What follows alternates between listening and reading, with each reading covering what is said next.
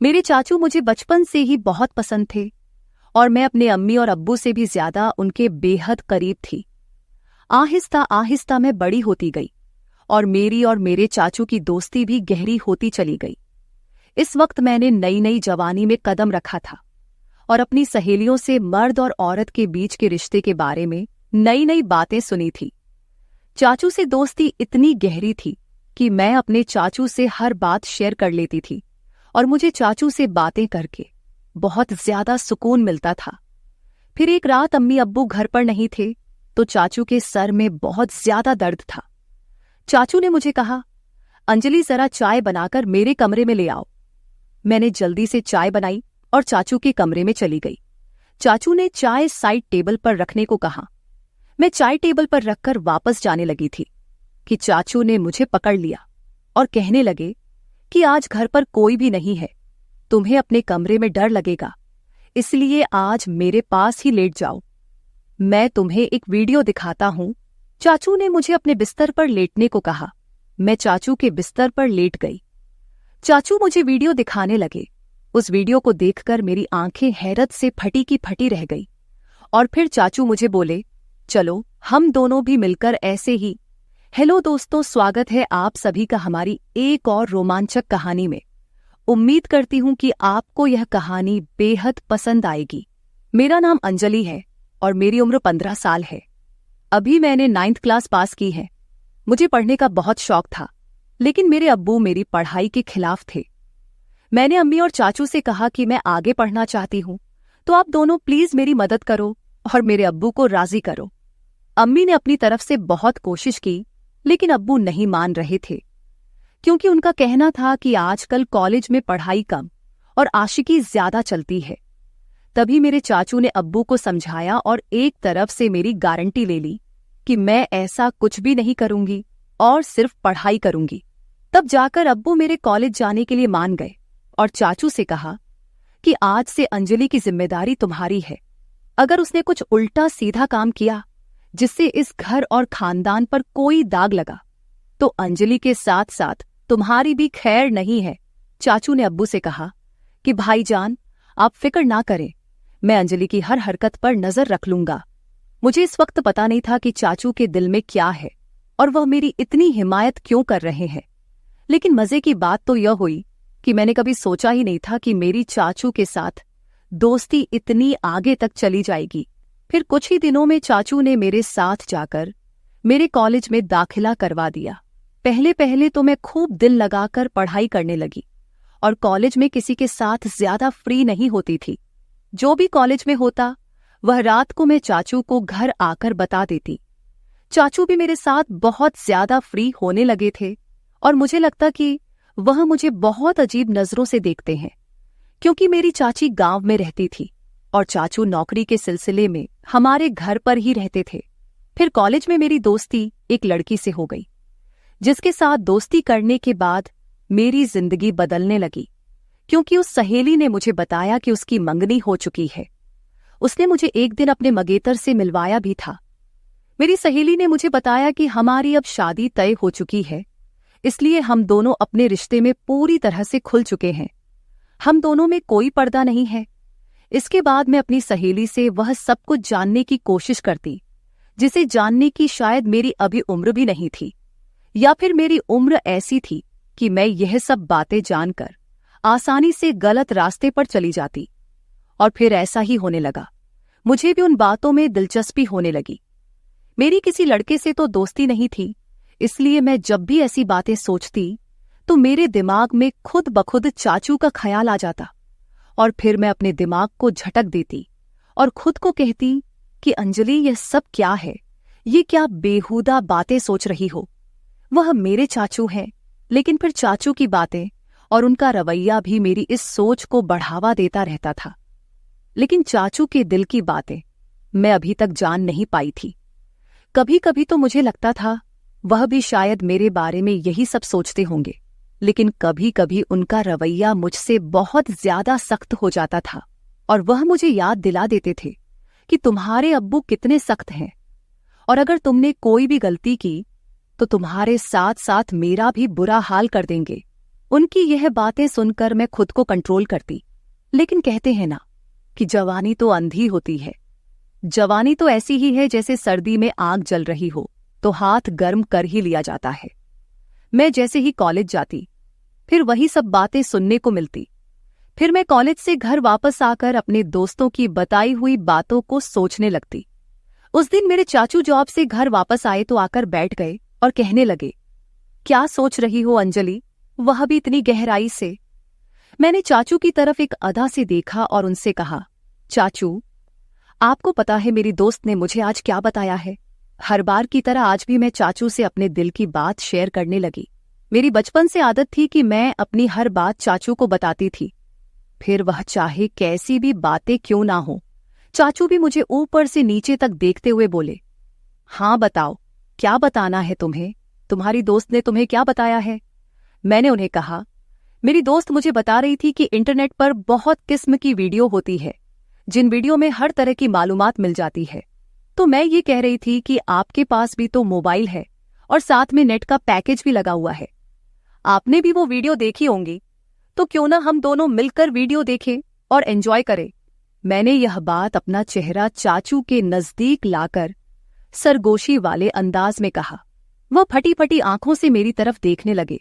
मुझे लगा जैसे वह मुझे अच्छी तरह से डांट लगाएंगे, लेकिन फिर अचानक उन्होंने मुझे बड़े गौर से देखा और फिर शायद दिल ही दिल में कुछ फैसला किया और फिर वह मुस्कुरा पड़े और मुझे सरगोशी वाले अंदाज में कहने लगे, देखो अंजलि, ऐसी बातें अपने अब्बू के सामने मत करना, वरना तुम्हारा बाप तुम्हारा तो बुरा हाल करेगा ही, मगर साथ में मुझे भी घर से निकाल देगा, क्योंकि मैंने तुम्हारी जिम्मेदारी ली हुई है और फिर मेरे लिए रहने का प्रॉब्लम हो जाएगा। बाकी रही वीडियो देखने की बात, तो तुम रात के वक्त मेरे कमरे में आ जाना, मैं तुम्हें हर किस्म की वीडियो दिखा दूंगा। चाचू की आंखों में एक चमकीली शरारत थी जो इस वक्त मुझे समझ नहीं आ रही थी। इसके बाद चाचू अपने कमरे में चले गए और मैं पढ़ाई करने लगी और आने वाले वक्त के बारे में सोचने लगी।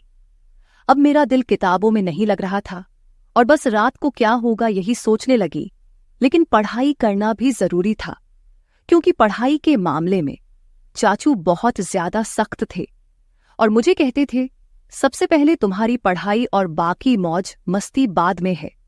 और उनका कहना था कि अगर तुम पढ़ाई में भी अच्छी रहोगी तो तुम्हारे अब्बू भी समझेंगे और तुम्हारी आज़ादी के दरवाजे तुम्हारे लिए खुलते चले जाएंगे।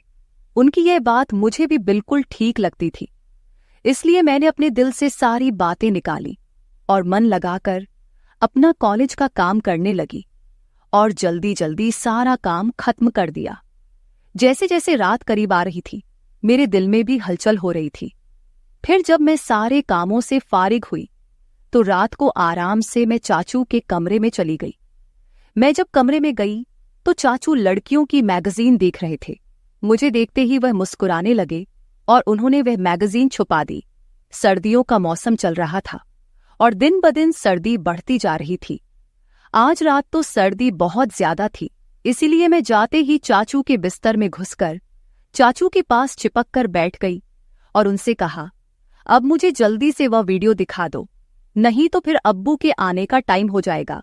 फिर चाचू भी बिना टाइम वेस्ट किए मुझे वीडियो दिखाने लगे। वीडियो देखते ही मेरे अंदर से मुझे कुछ बदलाव महसूस होने लगे, लेकिन इत्तेफाक से हमने अभी चंद वीडियो ही देखी थी कि अब्बू हमारे कमरे में आ गए। अब्बू आते ही मुझसे कहने लगे, इतनी रात के वक्त चाचू के कमरे में क्या कर रही हो, चलो अपने कमरे में चली जाओ। अब्बू बहुत ही सख्त मिजाज के थे और मैं उनसे काफी डरती भी थी। तो जैसे ही अब्बू ने सख्त अंदाज में कहा, मैं सब कुछ भूल गई और जल्दी से अपने कमरे में आ गई। मैंने सोचा, जैसे ही अब्बू चाचू के कमरे से निकलकर अपने कमरे में जाएंगे तो फिर से मैं चाचू के कमरे में चली जाऊंगी। लेकिन इस रात अब्बू को चाचू से शायद कोई जरूरी काम था, इसलिए अब्बू काफी टाइम तक उनके कमरे में बैठे रहे और इंतजार करते करते मुझे पता ही नहीं चला कि कब नींद आ गई और पता नहीं अब्बू चाचू के कमरे से कब गए। दूसरे दिन कॉलेज से लौटने के बाद मैं बेसब्री से रात का इंतजार करने लगी, क्योंकि मैंने कुछ वीडियो जो देख ली थी, जैसे तैसे करके मैं खुद पर काबू करने लगी और जब टाइम हुआ तो चाचू के कमरे में वीडियो देखने के लिए चली गई। मगर चाचू ने कहा, अभी मैं अपने ऑफिस का काम निपटा रहा हूं, ऐसा करो तुम थोड़ी देर बाद मेरे कमरे में आ जाना, मैं तुमको वीडियो दिखा दूंगा। मैं तो सुबह से ही वीडियो देखने के लिए बेताब हो रही थी, तो चाचू पर थोड़ा गुस्सा करके बैठ गई। मेरे मोबाइल में नेट का पैकेज लगा हुआ था। तभी मेरे मोबाइल पर किसी नए नंबर से मैसेज आया। उसकी भेजी हुई तस्वीर देखकर मेरी आंखें फटी की फटी रह गई। मैं अभी तक उस तस्वीर को देख ही रही थी कि उस आदमी के मैसेज आने लगे। वह काफी रोमांटिक अंदाज में चैट कर रहा था। मैं तो पहले ही बेताब थी, तो मैं भी उसी अंदाज में जवाब देने लगी। फिर मुझे ख्याल आया कि यह बात मुझे चाचू को बतानी चाहिए। मैं फौरन चाचू के कमरे में आई, लेकिन उनके कमरे का दरवाजा बंद था। तब मैं अपने कमरे में वापस आ गई और उस अनजान लड़के से वैसे ही बातें करने लगी। मैं मोबाइल पर उस वक्त मैसेज पर बात कर रही थी जब मैंने उससे कहा कि मैं तुमको देखना चाहती हूं, और उसको वीडियो कॉल पर बात करने को कहा, लेकिन उस लड़के ने मना कर दिया। उस टाइम मैं अपने कमरे से बाहर निकली तो मेरी नजर चाचू पर पड़ी। वह इस वक्त अपने कमरे से निकलकर सीढ़ियां चढ़ते हुए छत पर जा रहे थे और उनके हाथ में मोबाइल था। मुझे हैरत हुई कि वे रात के इस वक्त छत पर क्यों जा रहे हैं। रात के 12 बज रहे थे, मुझे नींद भी नहीं आ रही थी, लेकिन मेरे दिमाग में यह शक आ गया था कि कहीं चाचू ही तो मुझे नए नंबर से मैसेज तो नहीं कर रहे हैं। खैर, मैं यही बातें सोचते सोचते अपने चाचू के ख्यालात में पता नहीं कब नींद की वादियों में खो गई और एक ख्वाब देखा जिसमें चाचू मेरे साथ थे और बोल रहे थे किसी काम को करने के लिए। तभी मेरी आंख खुल गई। सुबह मैंने देखा चाचू का मूड बहुत अच्छा था। वह मेरे साथ बहुत हंस हंस कर बातें कर रहे थे। इससे पहले मैं अपने कॉलेज पैदल जाया करती थी, लेकिन उस दिन चाचू ने कहा, आज मैं तुम्हें अपनी बाइक पर कॉलेज के लिए लेकर जाऊंगा, तो मैं भी उनके साथ चल पड़ी। जैसे ही कॉलेज खत्म हुआ और गेट से बाहर निकली तो चाचू मेरा पहले से ही इंतजार कर रहे थे। मैं आज बहुत ज्यादा उदास थी क्योंकि मेरी दोस्त मुझसे नाराज थी, क्योंकि हम दोनों के दरमियान लड़ाई हो गई थी। चाचू ने रास्ते में मेरी उदासी की वजह पूछी तो मैंने उन्हें बताया कि मेरी सहेली से लड़ाई हो गई है और मेरा मूड बहुत ज्यादा खराब है। तो चाचू ने कहा, चलो तुम्हारा मूड ठीक करता हूं, और चाचू ने बाइक एक बिरयानी की शॉप पर रोक दी। उन्हें पता था कि मुझे बिरयानी बहुत पसंद है। फिर हम दोनों ने वहां बैठकर बिरयानी खाई और कोल्ड ड्रिंक भी पी। चाचू वहां भी मुझसे हंसी मजाक कर रहे थे। इसके बाद मैं चाचू के साथ घर वापस आ गई। उस दिन अम्मी अब्बू घर पर मौजूद नहीं थे, शायद किसी रिश्तेदार की शादी में गए हुए थे। तो चाचू मुझसे पूछने लगे कि तुमने मुझसे दोबारा से वह वीडियो देखने को क्यों नहीं कहा। तो मैंने उन्हें बताया कि मैंने तो पहले से ही देख ली है। चाचू एकदम से चौंक कर मेरी तरफ देखने लगे और बोले, वो कैसे देखी? तुम्हारे पास तो सिर्फ सिंपल पैकेज होता है। उन्होंने सख्त अंदाज में पूछा था। मैंने उन्हें बताया कि मेरा एक नया दोस्त बना है, उसने भेजी थी। मैं रात को आपको बताने के लिए आई थी, मगर आप सो रहे थे। जब चाचू ने यह सुना तो गहरी सोच में डूब गए। वह बोले, तुम अभी जाओ और अपने कपड़े चेंज करके आ जाओ। मैं अपने कमरे में चली गई। जब मैं वापस आई तो देखा कि चाचू मेरे मोबाइल पर कुछ तलाश कर रहे थे।